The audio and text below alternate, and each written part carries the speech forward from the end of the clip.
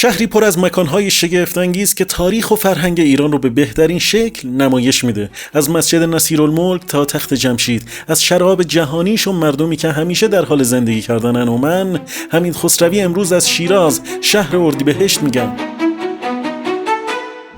شیراز یکی از کلان شهرهای ایران و چهارمین شهر بزرگ و پرجمعیت کشوره. این شهر مرکز استان فارس و تو منطقه کوهستانی زاگرس قرار گرفته.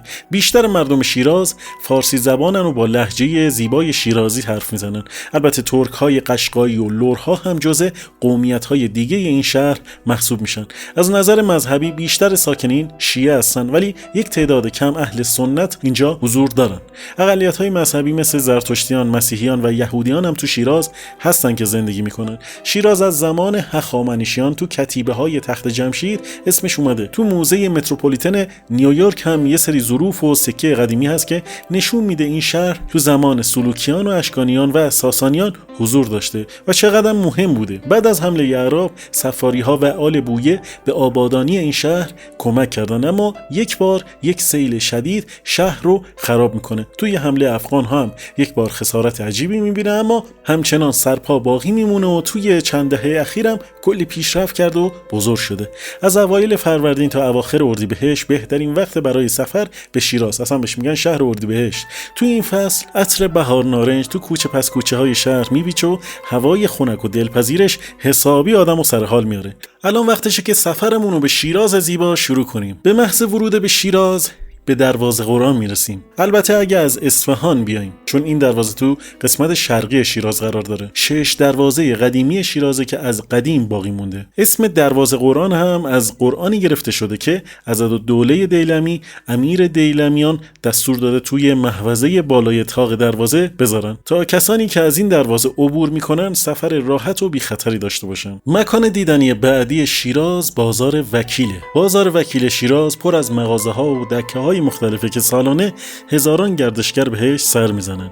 این بازار یکی از مهمترین بازارهای شیراز و طوری طراحی شده که شبیه یک 1000 تو میمونه. اینجا میتونید فرش، ادویه، لوازم خونه، طلا و جواهرات و کلی چیزای دیگه پیدا کنید. اگه بخوای همه مغازه‌ها، دالان‌ها، چایخانه‌ها، کاروانسراها و حمام‌های سنتی این بازار رو ببینید باید یک نصف روزی وقت بذارید، شاید هم بیشتر. سقف‌ها و ساختار بازار هم یکی از شاهکارهای معماری دوره زندیه است که علاوه بر این که خیلی زیباست، به خنک شدن هوا تو تابستون و گرم شدن هوا تو زمستون هم برای بازاریان کمک میکنه.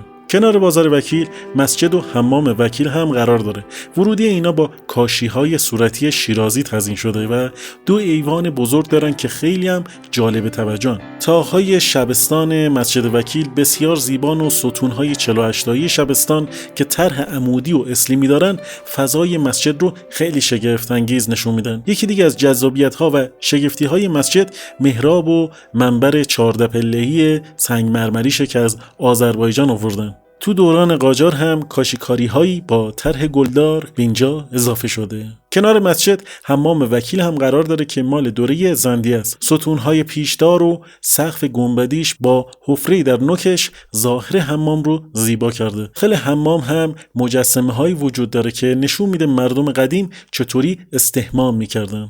محل بعدی مسجد نصیرالملک، یکی از معروفترین و زیباترین جاهای شیراز. مسجد نصیرالملک که مسجد صورتی هم شناخته میشه مال دوران قاجار و به خاطر ترکیب رنگ‌های مختلف و فضای رنگارنگ داخلش معروف شده. شیشه‌های رنگی، کاشی‌های زیبا و فرش‌های ایرانی فضای جذاب و مسحور کننده‌ای به اینجا داده. اگر می‌خواید از این مسجد دیدن کنید بهترین زمان بین ساعت 9 تا 11 صبح، چون تو این ساعت نور خورشید به فرش ها میتابه و منظره شگفت انگیزی رو به وجود میاره. میگن که مسجد نصیرالملک به دلیل تیرهای چوبی انعطاف پذیری که داره تونسته از زلزله های زیادی در امان بمونه.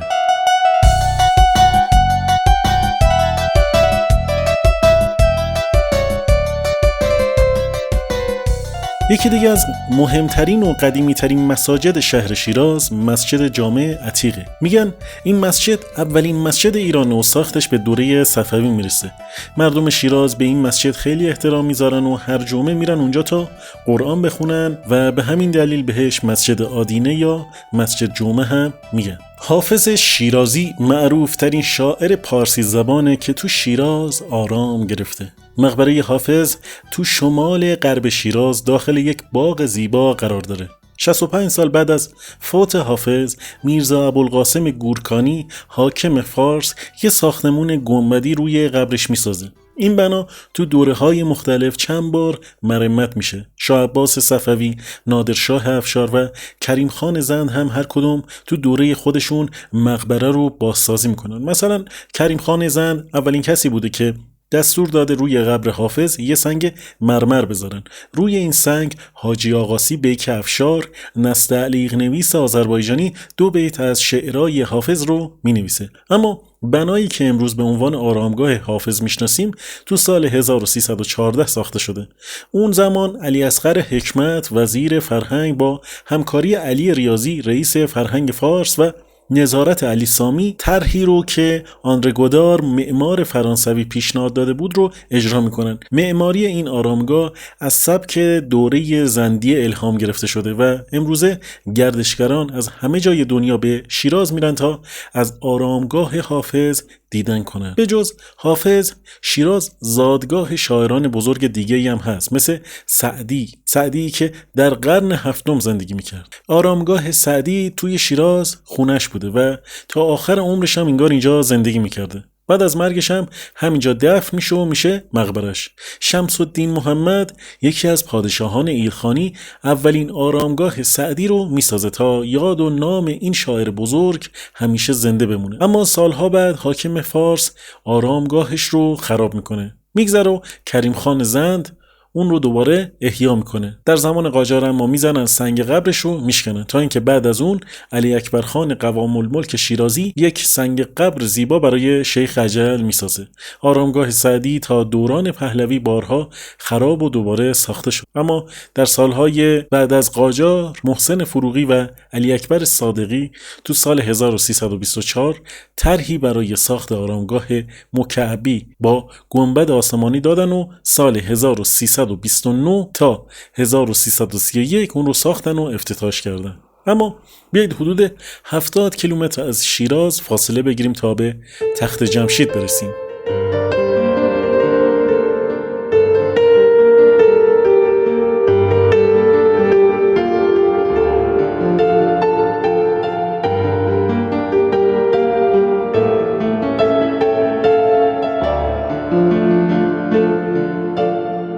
پرسپولیس که همون تخت جمشید خودمونه بیش از 2500 سال پیش پایتخت شاهان هخامنشی بوده. اینجا یک مکان شگفت‌انگیز بوده که با حمله اسکندر خراب میشه، اما امروز هنوز ستونهای مستحکمش باقی موندن و این باقی مونده ها نشون دهنده مهارت معماری و قدرت سیاسی ایران باستانه. حتما موقع بازدید آب همراهتون باشه، چون آفتاب وسط روز تو پرسپولیس میتونه خیلی اذیتتون کنه. وقتی به تخت جمشید شیراز میرید حتما به نقش رستم و نقش رجب هم سر بزنید. نقش رستم 4 تا مقبره بزرگ روی صخره است که آرامگاه 4 تا از شاهان هخامنشیه. پایین تر از نقش رستم چند تا نقش برجسته هم هست که پیروزی شاهان ساسانی رو نشون میده. یکی از اینها زانو زدن شاه روم یعنی والریان مقابل شاپور اول ساسانی. 5 دقیقه از نقش رستم دورتر بشید به نقش رجب میرسید. نقش برجسته دیگه از دوران ساسانی که الان یه مقدار آسیب دیده. مقبره کوروش کبیر هم حدود 50 کیلومتر از تخت جمشید فاصله داره. مسیر رسیدن بهش یه کمی راحت نیست، ولی دیدن آرامگاه این پادشاه بزرگ خالی از لطف نیست. در مورد این آرامگاه و کاخهای اطرافش بعداً صحبت میکنیم، اما برگردیم به شیراز، به مدرسه خان. تو قرن 10 هجری امام قلی خان فرماندار شیراز مدرسه خان رو برای بیش از 100 دانش آموز میسازه. این مدرسه با گذشت زمان و به دلیل زلزله‌های زیادی که میاد آسیب‌های زیاد می‌بینه، ولی خوشبختانه دروازه و ورودی اصلیش سالم مونده. اما میدونیم که از جاهای دیدنی شیراز ارگ کریم خانه. که در قرن 18 میلادی توسط کریم خان زند بنیانگذار زندیه ساخته شده. بعد از اینکه کریم خان شیراز رو به عنوان پایتخت انتخاب میکنه، ارگ کریم خان رو به همراه بقیه بناها میسازه تا برنامه‌های بلند پروازانه اش رو پیش ببره. ارگ کریم خان یه بنای 4 گوشه است که هر 4 گوشه‌اش 4 برج استوانه‌ای داره که قبلا به عنوان زندان استفاده می‌شده. توی شمال شرق ارگم یه برج هست که به عنوان حمام قدیمی مورد استفاده قرار می‌گرفته و به دلیل وجود مخزن آب یکم نشست کرده. معماری داخل ارگ از بیرونش جالب‌تره. وقتی وارد ارگ میشید، صدای آب حوض مرکزی و سایه خنک درختان شما رو جذب میکنه. بعد از دیدن اینا میتونید به موزه همونجا برید که وسایل دوره زندیه رو توش نگه میداره. اما از جاهای مذهبی شیراز میتونیم به آرامگاه شاه چراغ یاد کنیم. مقبره شاه چراغ تو شیراز یکی از مهمترین مکانهای زیارتی و گردشگری این شهره. این آرامگاه محل دفن 2 تا از برادرهای امام رضاست که تو قرن 9 کشته میشن. یه موزه هم تو شمال شرقی آرامگاه است که کلی آثار قدیمی و نفیس مثل قرآن‌های قدیمی و درهایی با تزئینات طلا و لاجوردی به نمایش گذاشته شده. جای دیدنی بعدی باغ جنت شیرازه. باغ جنت یا پارک جنت یکی دیگه از جاهای دیدنی شیرازه که تو قلب شهر واقع شده و قدمتش برمیگرده به دوران قاجار، حدود 150 سال پیش. در گذشته مردم شیراز به این باغ می اومدن برای تفریح و در کردن خستگی. موزه نظامی عفیف‌آباد. مجموعه عفیف‌آباد تو شیراز یه باغ خیلی بزرگه که پر از منظره‌های زیبای درختان نارنج، نخل‌ها و گل‌های رنگارنگ و یکی از زیباترین جاهای دیدنی شیراز به حساب میاد. وسط این باغ کاخ اصلی عفیف‌آباد و موزه ادوات نظامی. تو موزه نظامی عفیف‌آباد سلاح‌ها و تجهیزات نظامی ایران از دوره صفوی تا امروز به نمایش گذاشته شدند. باغ جهان‌نما. باغ جهان‌نما یکی از بهترین جاهای دیدنی شیراز هست که واقعا آرامش و استراحت توش معنی پیدا میکنه. کسی نمیدونه که دقیقاً اولین بار چه کسی اینجا رو ساخته، اما طبق روایت‌ها کریم خان زند اولین کسی بوده که دور این باغ رو حصار کشیده و عمارت‌های زیبای اطرافش ساخته. این باغ که نزدیک حافظیه واقع شده تو گذشته یکی از باغ‌های شیراز بوده. الانم دیدن باغ جهان‌نما و عمارت 8 ضلعی وسطش خالی از لطف نیست. باغ ارم. باغ‌های شیراز خیلی معروفن و باغ ارم یکی از زیباترین و معروفترین اوناست. الان این باغ در اختیار دانشگاه شیراز قرار داره و حیاتش پر از پرچین‌های زیبا، سروهای بلند و بوته‌های گل سرخه. تو مرکز باغ ارم یک کاخ قاجاری همراه با حوض آبی قرار داره. باغ ارم به عنوان میراث جهانی تو یونسکو هم ثبت شده. باغ دلگشا. باغ دلگشا شرقی ترین باغ شیراز و یکی از جاذبه های زیبای شهر. این باغ نزدیک سعدی است و از زمان ساسانیان باقی مونده. سبک معماریش به شکل 4 باغ ایرانی و بیشترین درخت هایی که توش هست درختان میوه. باغ نارنجستان.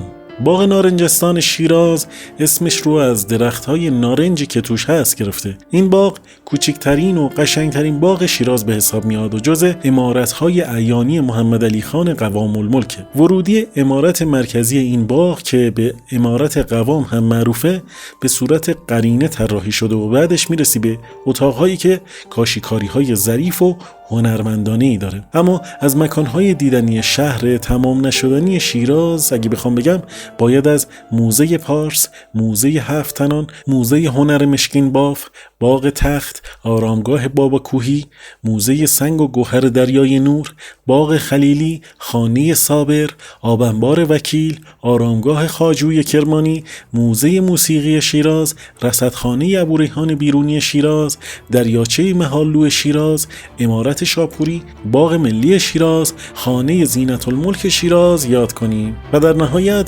ممنون که امروز هم همراه ما بودین. لایک، کامنت، سابسکرایب یادتون نره.